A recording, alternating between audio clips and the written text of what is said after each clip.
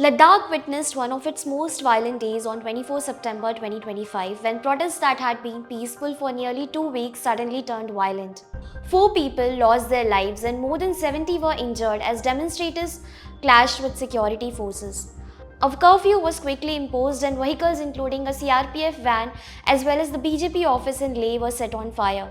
The protests are being driven largely by young people in Ladakh, many of whom feel betrayed by the promises made when the region was carved out of Jammu and Kashmir and turned into a union territory in 2019.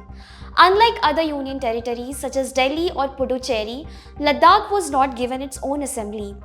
Locals argue that this left them without political power to protect their fragile environment, safeguard jobs, or control the use of land and resources. The immediate spark for the violent turn was the worsening health of hunger strikes. Protesters were demanding urgent talks with the government, but the centre had scheduled the next round of dialogue only for October 6. Many youth said they could not wait that long, seeing the delay as a proof that Delhi was ignoring their concerns. The face of this movement has been Sonam Wangchuk, the well-known climate activist. He began a hunger strike demanding full statehood for Ladakh and constitutional safeguards under the 6th schedule of the constitution. Wangchuk condemned the violence, calling it one of the saddest days of his life, but insisted that the unrest was a result of broken promises, high unemployment, and rising frustration among Ladakh's youth.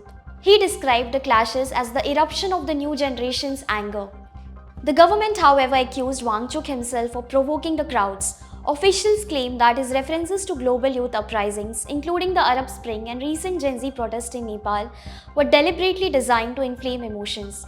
The BJP also blamed the Congress party for instigating the unrest, naming local Congress leaders as active participants in the protests. Political reactions were quick.